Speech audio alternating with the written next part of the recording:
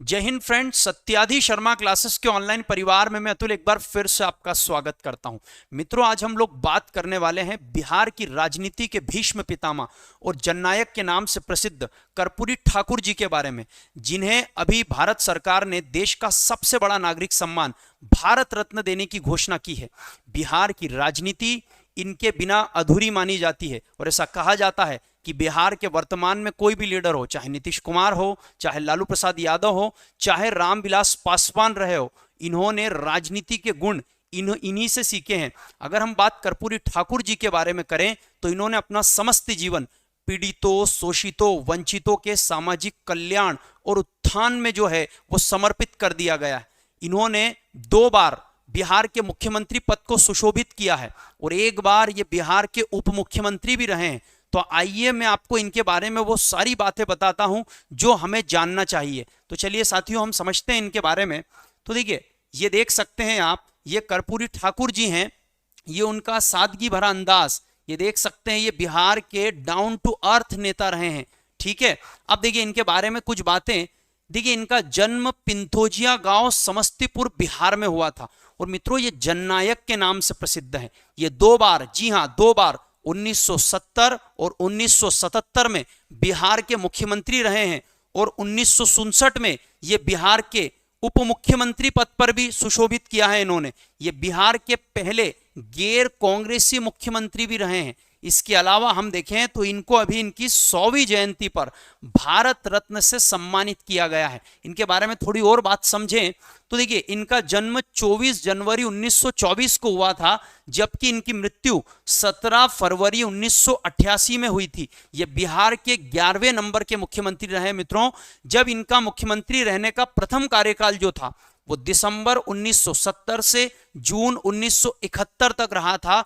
इन्होंने 163 दिन की सरकार चलाई थी, जबकि इनका जो द्वितीय कार्यकाल था वो जून 1977 से अप्रैल 1979 तक रहा था। और ये बिहार के दूसरे उप मुख्यमंत्री भी रहे थे, मार्च 1967 से जनवरी 1968 तक।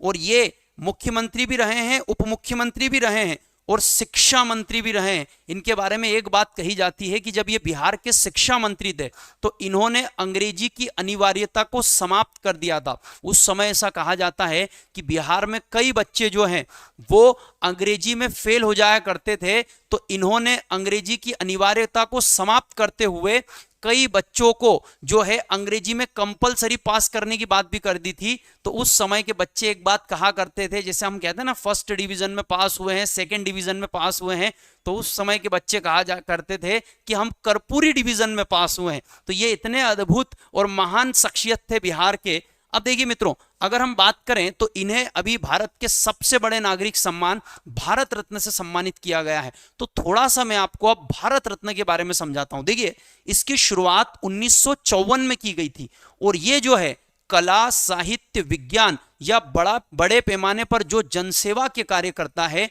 उन्हें यह सम्मान जो है वो दिया जाता है भारत सरकार के द्वारा। और ये देश का सबसे बड़ा नागरिक पुरस्कार है भारत रत्न। अब भारत रत्न के बारे में थोड़ी और चीज देखें तो इसके पिछले भाग पर राष्ट्रीय चिन्ह, जबकि इसके नीचे सत्यमेव जयते लिखा हुआ है।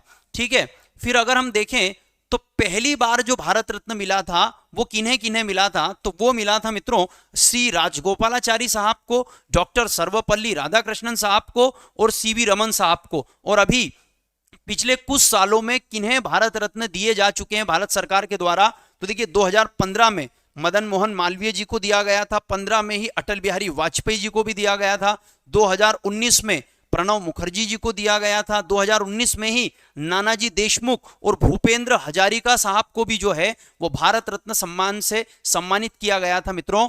तो ऐसे ही बहुत ही महत्वपूर्ण वीडियो देखने के लिए आप जुड़ सकते हैं सत्याधि शर्मा क्लासेस परिवार के साथ। तो चलिए मित्रों, मिलते हैं। जय हिंद, जय भारत, धन्यवाद।